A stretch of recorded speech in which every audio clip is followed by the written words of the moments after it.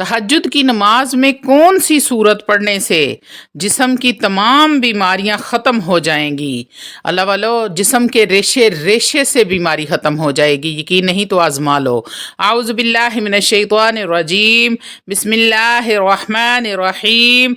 शुरू करती हूँ अल्लाह के बाबरकत नाम से जो बड़ा मेहरबान और निहायत रहम फरमाने वाला है। लाखों करोड़ों दरूदो सलाम हो कमली वाले आका मोहम्मद मुस्तफ़ा सल्लल्लाहु अलैहि वसल्लम पर, जो ख़ातमन नबीजीन हैं, जो ख़ातमुल मुरसलीन हैं, जिनके बाद ना कोई नबी है ना रसूल है। लाखों करोड़ों दरूदो सलाम हों अहले बैत पर। अस्सलामु अलैकुम वरहमतुल्लाहि वबरकातुहू। आप देख रहे हैं मेरा यूट्यूब चैनल कुरानी व्लॉग। अल्लाह वालो, आज मैं आपको तहज्जुद की नमाज में ये सूरत पढ़ने से जिस्म के रेशे रेशे से बीमारी ख़त्म करने का वजीफ़ा बताऊंगी। अल्लाह वालो, सूरतुल फातिहा को उम्मुल कुरान और सूरतुल शिफा कहा गया है क्योंकि ये शिफा, बरकत, हिफाजत और कुर्बे इलाही का ज़रिया है। तहज्जुद के वक्त की गई दुआ ज़्यादा कबूल होती है क्योंकि ये वक्त अल्लाह की ख़ास रहमतों का वक्त होता है। अल्लाह की ख़ास रहमतें नाजिल होती हैं। अल्लाह वालो, आज मैं आपको जो वजीफ़ा बताने लगी हूँ वो सूरतुल फातिहा का वजीफ़ा है जो आपने तहज्जुद के वक्त करना है। वजीफ़े का तरीक़ा कार मेरे बहन भाई ज़रा अच्छे तरीके से सुन लें, समझ लें। बाद में कमेंट या कॉल्स मत करें, अच्छे तरीके से एक ही बार समझ लीजिए। तहज्जुद की 2 रकत नमाज अदा करें। हर रकत में सूरह फातिहा पढ़ने के बाद कोई और सूरत पढ़ें, जैसे सूरह इखलास, सूरह नास, सूरह फलक, कोई सी भी सूरत आप पढ़ें। नमाज मुकम्मल करने के बाद उसी जगह पर बैठकर आपने 7 मरतबा सूरतुल फातिहा पढ़ें।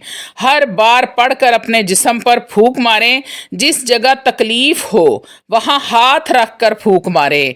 अल्लाह वालो, अव्वल व आखिर आपने 7 मरतबा दरूद इब्राहीम पढ़ना है और दरमियान में आपने 7 मरतबा हर बार बिस्मिल्लाहिर्रहमानिर्रहीम, अल्हम्दुलिल्लाहि रब्बिल आलमीन, अर्रहमानिर्रहीम, मालिकि यौमिद्दीन, इय्याका नअबुदु व इय्याका नस्तईन, इहदिनस सिरातल मुस्तकीम, सिरातल लज़ीना अनअमता अलैहिम गैरिल मग़दूबि अलैहिम वलद्दाल्लीन, आमीन।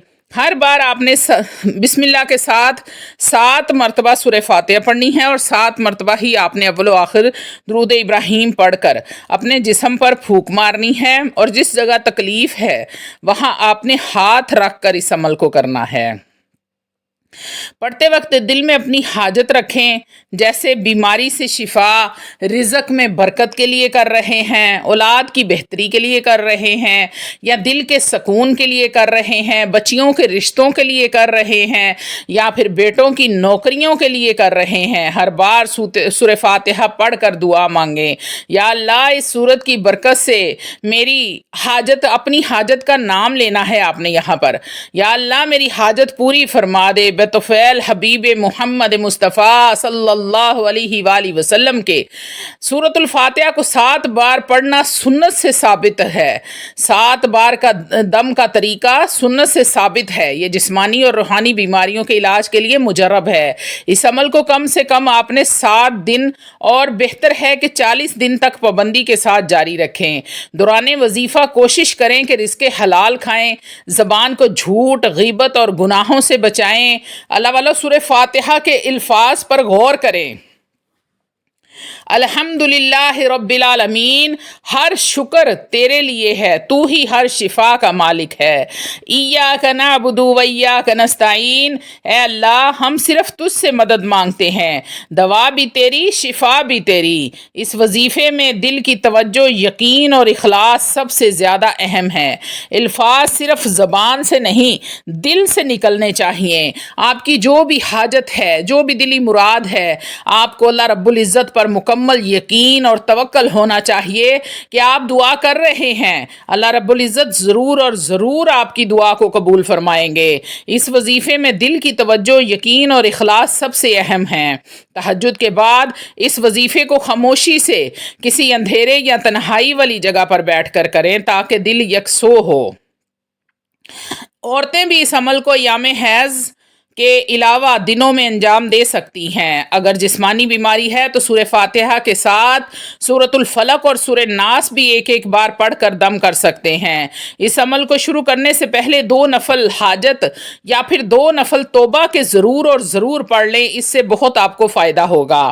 عمل کے دوران درود ابراہیمی یا درود شریف 3، 5، 7 مرتبہ اور پہلے اور بعد میں ضرور اور ضرور پڑھیں۔ یہ وظیفہ بغیر کسی عامل یا وسیلے کے صرف اللہ سے براہ راست رابطے کا ذریعہ ہے، اس پر بھروسہ کریں۔ آخر میں آپ نے سجدے میں جا کر اپنی حاجت اللہ سے مانگنی ہے، گڑ گڑانا ہے اور گریہ زاری کرنی ہے کہ یا میرے اللہ میری اس حاجت کو پورا فرما دے، یا مجھے جو بیماری ہے اسے شفائے کاملہ عاجلہ عطا فرما دے۔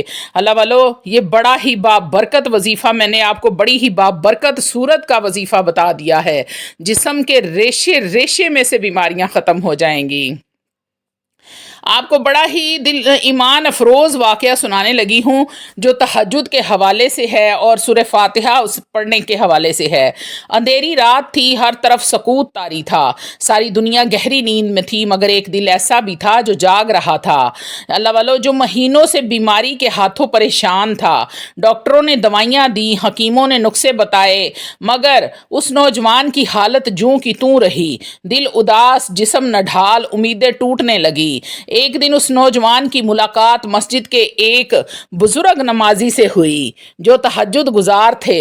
انہوں نے اس نوجوان کو ایک راز کی بات بتائی اور کہا، بیٹا اگر تو چاہے کہ تیرا رب تیرے جسم سے بیماری نکال دے تو تہجد کی نماز کو اپنا معمول بنا لے اور خاص طور پر سورہ فاتحہ کو دل سے پڑھا کرو۔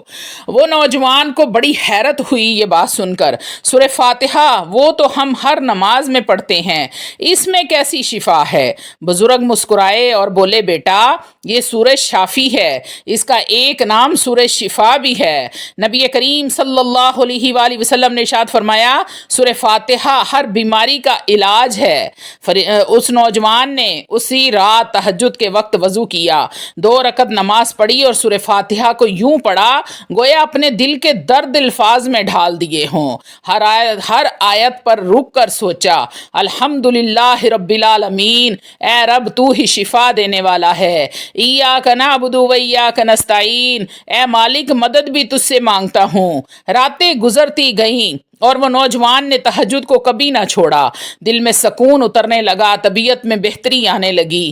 40 دن اس نوجوان نے لگاتار تہجد کی نماز ادا کی اور وہ خود حیران تھا، جو بستر سے اٹھ نہیں سکتا تھا اب مسجد جا رہا تھا، ماں کا ہاتھ بٹاتا تھا اور ہنستا مسکراتا بھی تھا۔ وہ بزرگ اس نوجوان کو پھر ملے، اس نوجوان کی آنکھوں میں آنسو تھے۔ بابا جی میرے رب نے مجھے شفائے کاملہ عاجلہ عطا فرما دی ہے۔ انہوں نے کہا، بیٹا سورہ فاتحہ محض الفاظ نہیں ہے، دعا ہے، دوا ہے اور شفا ہے۔ حدیث مبارکہ ہے، فاتحۃ الکتاب میں ہر بیماری کی شفا یہ سورہ فاتحہ میں ہے۔ تہجد کی نماز ویسے بھی رب کے قرب کا وقت ہے۔ نبی کریم صلی اللہ علیہ وآلہ وسلم نے ارشاد فرمایا، رات کا آخری تہائی حصہ وہ ہے جب اللہ بندوں سے کہتا ہے کوئی مانگنے والا میں اسے عطا کروں۔ نوجوان نے اب تہجد کو اپنی عادت بنا لیا۔ اس نے سیکھا کہ ظاہری علاج کے ساتھ روحانی علاج کی بھی ضرورت ہے۔ نہ صرف سورہ فاتحہ بلکہ وہ اکثر سورہ اخلاص، سورہ فلق اور سورہ ناس بھی پڑھتا تھا۔ یہ سب معوذات ہیں، پناہ مانگنے والی صورتیں ہیں جن میں ہر قسم کی بیماری، جادو اور شر سے حفاظت ہے۔ آج وہ نوجوان اپنے گاؤں کے لوگوں کو بتاتا ہے کہ وہ روحانی علاج کتنا طاقتور ہے، خاص کر جب دل سے کیا جائے۔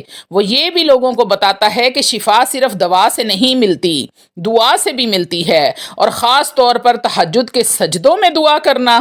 بیماری میں مایوس ہونے کی ضرورت نہیں ہے، کیونکہ قرآن مجید فرقان حمید کہتا ہے، وَنَنَزَّلُ مِن قُرْآنِ مَا هُوَ شِفَاءٌ وَرَحْمَةٌ لِّلْمُؤْمِنِينَ، ہم قرآن میں وہ کچھ نازل کرتے ہیں جو مومنوں کے لیے شفا اور رحمت ہے۔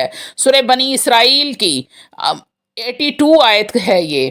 اللہ والو اس نوجوان کی کہانی ہمیں یہ سکھاتی ہے کہ تہجد کی نماز میں پڑھا گیا ہر لفظ، ہر صورت، ہر آیت، خاص طور پر سورہ فاتحہ شفا کا خزانہ ہے، بس یقین ہونا چاہیے۔ یہ چھوٹا سا وظیفہ ہے، اول و آخر 11 مرتبہ درود ابراہیم کے ساتھ آپ نے 7 مرتبہ سورۃ الفاتحہ کو پڑھنا ہے اور اپنی تکلیف والی جگہ پر دم کر لینا ہے، پانی پر دم کر کے پی لیں، اپنے جسم پر دم کریں، انشاءاللہ تعالی العزیز آپ دیکھیں گے کہ 40 دن بھی پورے نہیں ہوں گے، میرا رب آپ پر کرم فرما دے گا۔